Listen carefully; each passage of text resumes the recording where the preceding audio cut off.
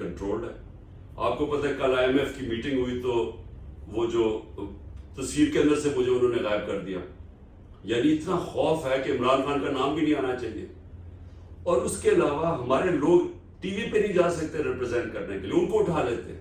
اب صرف وکیل ہی رہ گئے ہمارے پاس جو کہ ریپرزینٹ کرتے ہیں. تو اینی وے میں یہ کہہ رہا ہوں کہ یہ ون سائڈڈ ورژن میرے مطابق یہ سارا پلان تھا.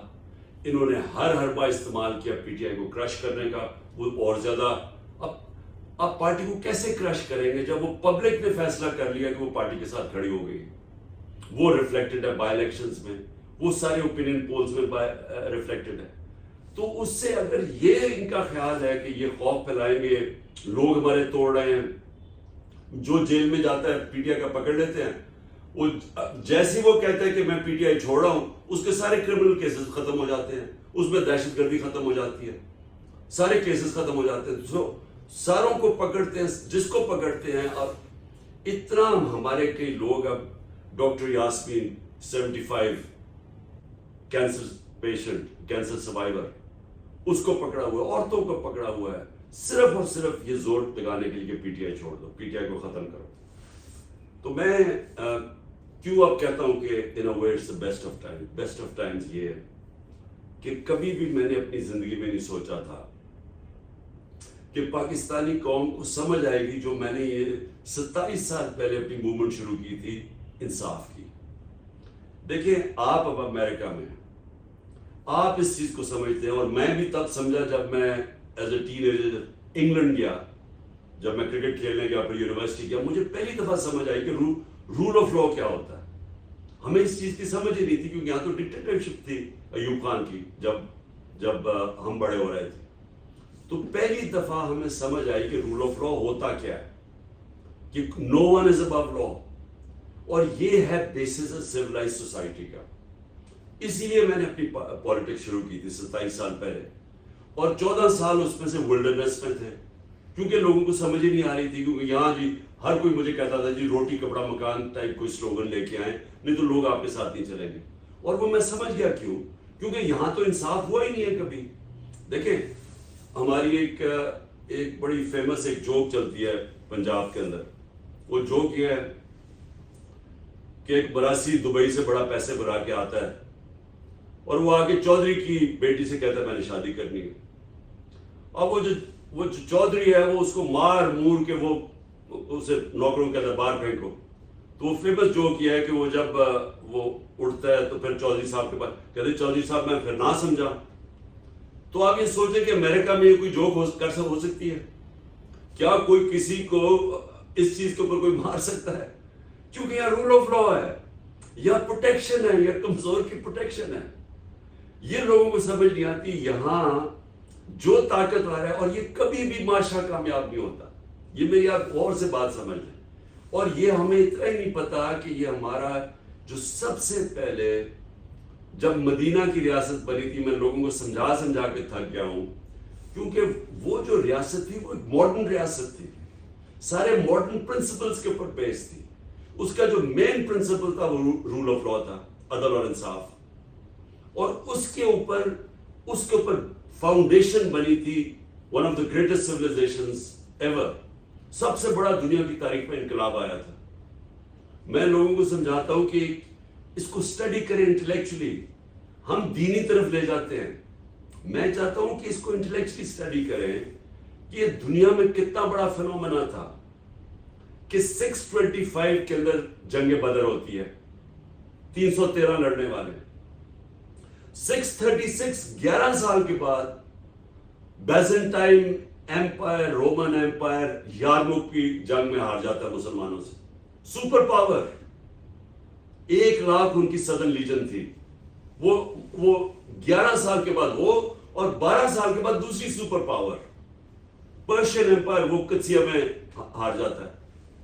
یہ جو فنومن ہے, اس کو جب تک ہم صحیح معنی میں اسٹڈی نہیں کریں گے, ہمیں سمجھ نہیں آئے گی کہ کیوں اللہ قرآن میں کہتا ہے کہ نبی کی سنت پہ چلو. کیونکہ وہ جو ریولوشن آئی تھی اس کو ہم کبھی بھی ڈسپیشنٹلی انڈرسٹینڈ نہیں کرتے. جو سب سے بڑا کام اس ریولوشن کا تھا, انسانوں کو آزاد کر دیا تھا. اور آزاد انسان ہی معاشرے کو اٹھاتے ہیں. اور آزادی کے اوپر کیوں اتنا بڑا ایمفسس ہے قرآن میں؟ جو اپنی جان کھو دیتا ہے آزادی کے اندر اس کو شہید کہا جاتا ہے. شہید کا رتبہ صرف پیغمبروں سے نیچے ہے، سیکنڈ، یعنی اتنا بڑا رتبہ ہے. مطلب کہ آزادی کا اتنا بڑا رتبہ ہے. سارے اللہ کے جو پیغمبر آئے تھے وہ سارے انصاف کی بات کرتے تھے، کیونکہ انصاف سے آزادی ملتی ہے. یہ جو میں ابھی آپ چودھری کی جوک سنائی ہے اور مراسی کی، یہ کیا ریفلیکٹ کرتا ہے کہ یہاں ایک سوسائٹی ہے جدھر طاقتور ہے ہی above law، اور جو نیچے ہے he has no access to justice، اس کے بنیادی حقوق ہی نہیں ہے. کیوں؟ اور اسی کا جو حضرت عمر کے زمانے میں ایک بڑا فیمس ایک انسیڈنٹ، میں نام اب ان کے مجھے نہیں یاد، کہ ایک پرنس ہوتا ہے، وہ مسلمان ہو جاتا ہے، طواف کر رہا ہوتا ہے خانہ کعبہ کا، ایک غلام کا پیر آ جاتا ہے اس کے وہ چوغے پہ، تو وہ اس کو مارتا ہے. وہ جا کے حضرت عمر کو رپورٹ کرتا ہے. حضرت عمر اس کو بلاتے ہیں، پرنس کو پوچھتے ہیں کہ تم نے یہ کیا؟ اس نے کہا ہاں یہ غلام تھا. وہ کہتے ہیں واپس مارو اس کو.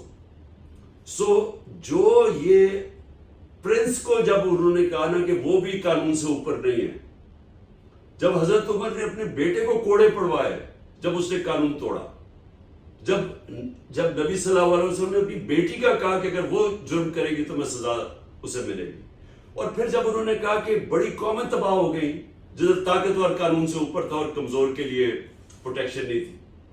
اسی لیے جب حضرت ابو بکر خلیفہ بنے، پہلی ان کی مشن سٹیٹمنٹ کیا تھی کہ میں طاقتور اور کمزور کو قانون کے سامنے ایک کر دوں گا، رول آف لا. حضرت عمر کی سٹیٹمنٹ کہ کوئی طاقتور ظلم نہیں کر سکے گا.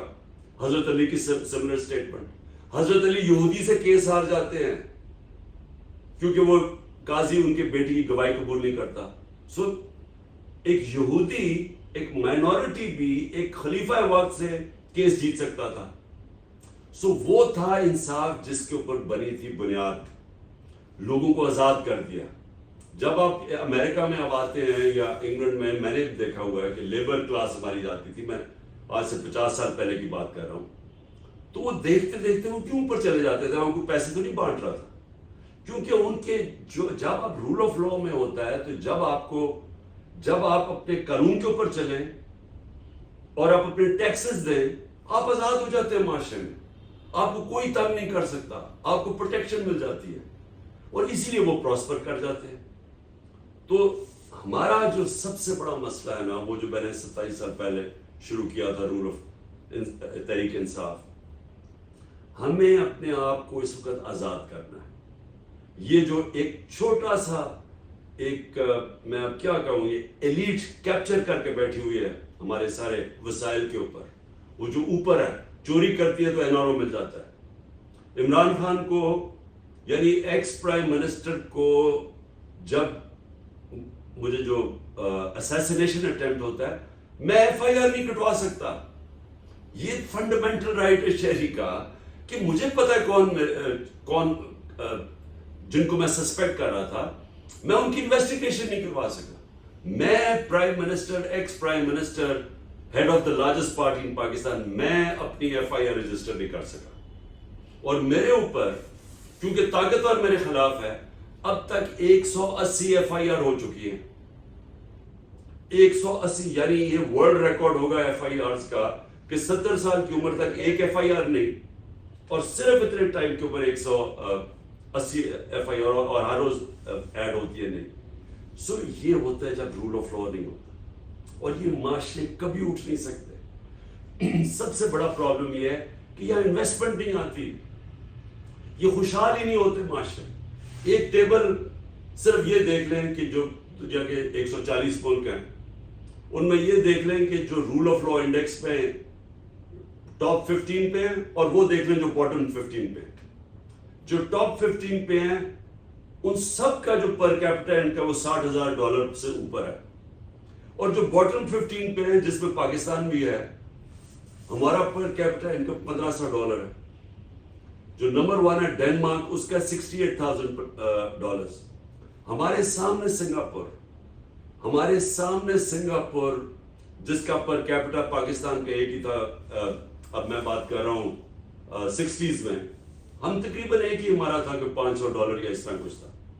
آج سنگاپور کا $55,000 پر کیپٹا انکم اور ہمارا $1,300-1,400 ہے. اس کی وجہ کیا ہے کہ سنگاپور کے اندر جو ان کا جو پریمیئر لی کوان یو تھا اس نے سب سے پہلے رول آف لا رکھا ہے. اس کی کتاب بھی ہے, سب سے پہلے رول آف لا لے کے آیا. اور جو کرپشن ہے وہ سمٹمز ہیں when there is no rule of law. ساری جو غریب ملک ہیں وہ غریب ملک ہے ہی اس لیے کہ وہاں رول آف لا نہیں ہے.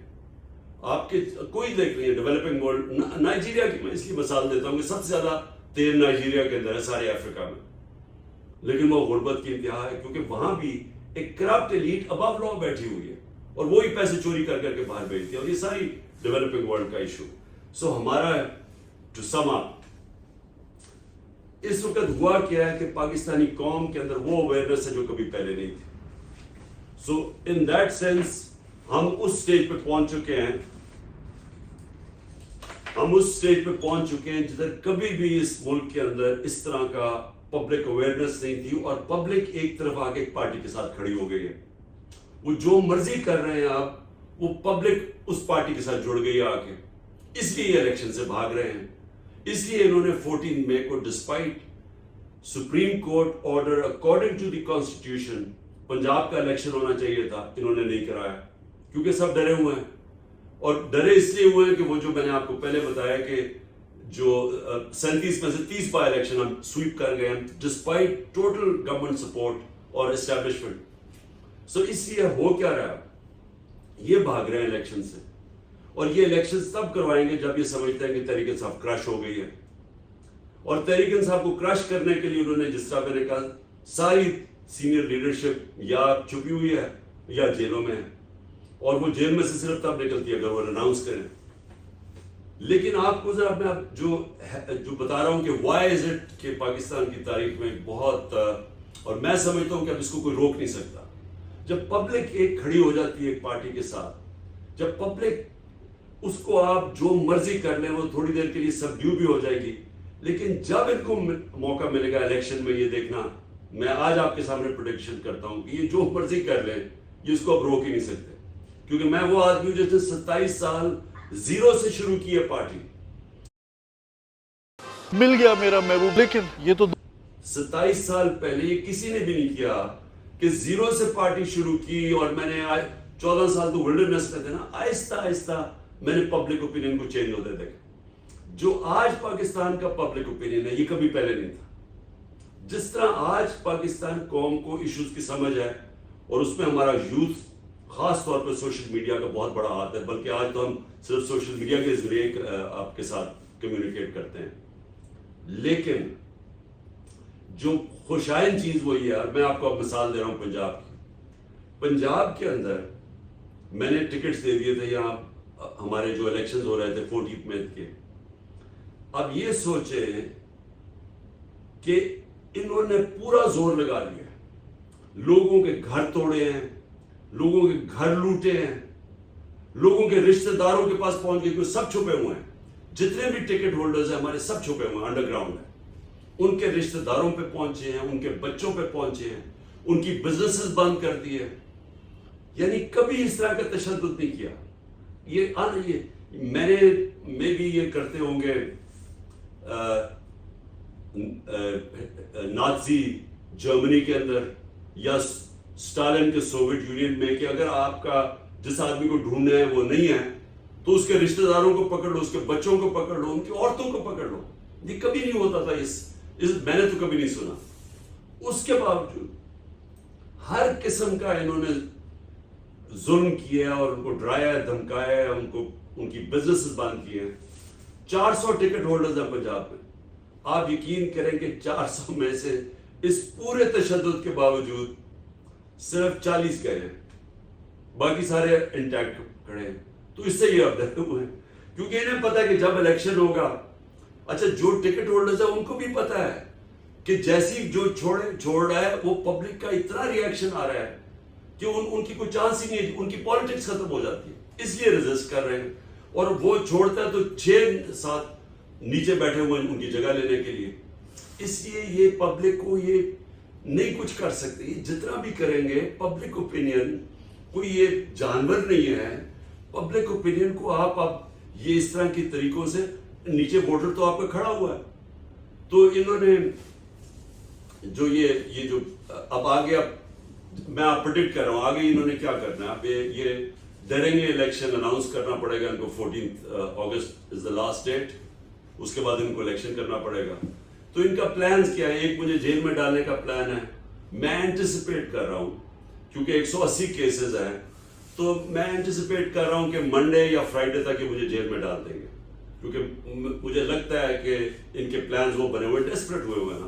وہ کیس ہی کوئی ایسا نہیں ہے اب تک جو وہ عدالت میں جاتا ہے وہ کیس ہی سارے بوگس کیسز ہیں لیکن اتنے زیادہ کیے ہوئے ہیں اور انہوں نے تھوڑا مینج کیا ہوا ہے. میں سمجھتا ہوں کہ اچھا میں جیل میں چلا گیا یہ ڈسکوالیفائی کرنے کی کوشش کریں گے. ایک جج ان کی پوری مدد کر رہا ہے اس وقت تو وہ دوسری چیز ہے لیکن اس سے کیا فرق پڑ جائے گا؟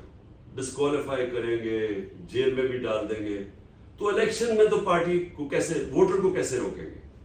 تو میری پریڈکشن یہ ہے کہ جو بھی کریں یہ اس سٹیج پہ پہنچ گئے کہ جیت نہیں سکتے لیکن انہوں نے الیکشن ڈیلے کرنے کی کوشش کرنی ہے. اور اس کے لیے جو میں کہہ رہا ہوں نا کہ یہ بلائنڈ ایلے کی طرف آپ جا رہے ہیں. جتنا بھی اب یہ ڈیموکریسی کا قتل کریں گے پارٹی کو ڈسمینٹل کرنے کی کوشش کر رہے ہیں اور ہر حربے استعمال کریں گے یہ صرف تب اس ایکسٹینٹ پہ چلے جائیں گے کہ الیکشن بھی فارسیکل ہو جائیں گے اور وہ بجائے الیکشن سٹیبلٹی لانے کے اور ڈی سٹیبلائز کر دیں گے ملک کو. اور IMF کے ساتھ جو میں نے کل بات کی تھی اور وہ سمجھتے ہیں اس چیز کو کہ جب تک پولیٹیکل سٹیبلٹی نہ آئے اکانومی تو سٹیبلائز کر ہی نہیں سکتی. اور اکانومی تب سٹیبلائز کرتی ہے جب ایک پریڈکٹیبلٹی ہو ایک سسٹم میں, رول آف لا ہو, لوگوں کو یہ پتا چلے کہ اب یہ 5 سال تک یہ پارٹی ہے, اس کے یہ پروگرام ہے, اس کا یہ اکنامک پالیسیز ہیں. اور یہ جو سب سے امپورٹنٹ پاکستان میں چیز ہے کانٹریکٹ انفورسمنٹ اینڈ جو جوڈیشل سسٹم کے اندر ٹرسٹ ہو انویسٹر کا, وہ تو صرف تب آ سکتا ہے کہ ایک تگڑی حکومت پبلک مینڈیٹ سے آئے جو کہ امپوز کرے رول آف لا. اب میں یہ آخر میں صرف یہ کہہ رہا ہوں کیونکہ آپ پاکستان کی جس طرح میں کہا بڑی وہ کمیونٹی ہے جو پاورفل بھی اور زیادہ آپ انفلوئنس کر سکتے ہیں US کے اندر پالیسی کو اگر آپ تھوڑا اور یونائٹ کر جائیں.